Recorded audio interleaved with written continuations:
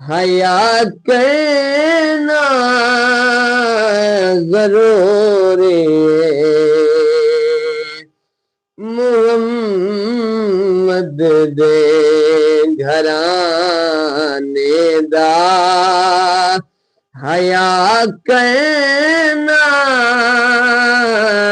ज़रूरी जे फर्ज़ेन